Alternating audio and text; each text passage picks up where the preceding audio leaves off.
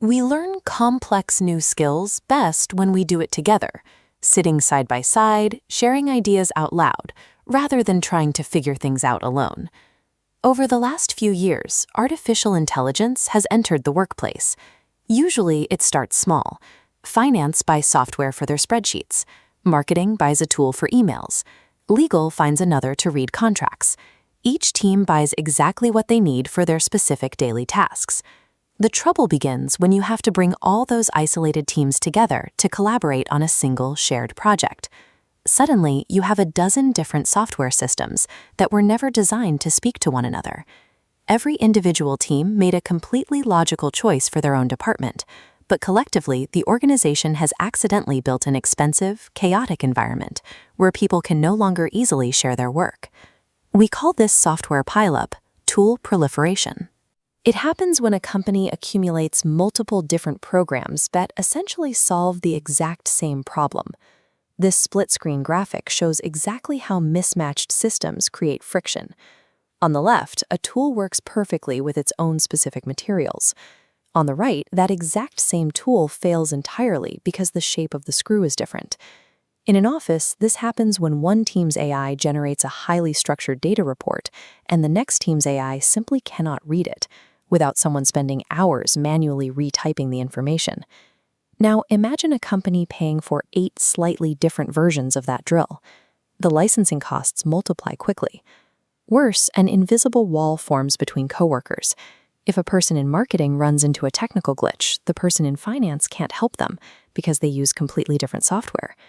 Left unchecked, this software accumulation drains budgets. It also prevents your staff from building any meaningful shared expertise, keeping everyone isolated as beginners. To fix this, we do not ban new technology, we organize it. We push the redundant clutter away so we have clean space to collaborate. Think of the solution as a shared community toolbox, known as an approved tools catalog. The company reviews the options and selects a short, curated list of the absolute best, most secure programs for everyday jobs. This flowchart breaks down how work is directed. If a team has a standard problem, like summarizing meeting notes or processing invoices, the path routes them directly to the curated box of approved tools. If a team encounters a genuinely novel problem that the company has never faced before, the path routes them to an open space to run a pilot test on something brand new.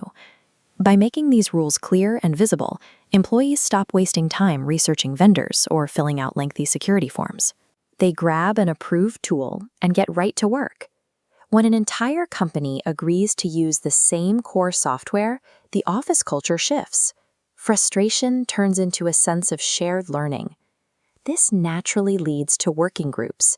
These are simple, recurring meetings where the heaviest users of a specific program gather. They trade tips, they troubleshoot bugs, and show off advanced techniques. If someone in the finance department discovers a brilliant way to phrase a command that yields a flawless summary, they share it in the group. Instantly, the procurement and legal teams can start using that exact same command. When a community shares a tool, a breakthrough by one single person becomes a permanent upgrade for the entire organization. Of course, technology moves fast, and teams will eventually need capabilities the catalog doesn't offer. When that happens, they run a pilot, a strict, time-limited trial of a new program. To graduate from a temporary pilot to a permanent spot in the shared toolbox, the software must pass a fast, lightweight review. It has to solve a meaningful problem, meet security standards, and clearly outperform whatever the company is currently using. If a new tool wins a spot, an old one must go. This requires thoughtful sunsetting. It means respectfully retiring an older program by giving the teams who rely on it plenty of warning and hands-on training for the new replacement. If management simply unplugs software without warning, employees feel stranded. Rushed mandates breed resentment and often push teams to start hiding their software usage from the company entirely. Good management is a living cycle.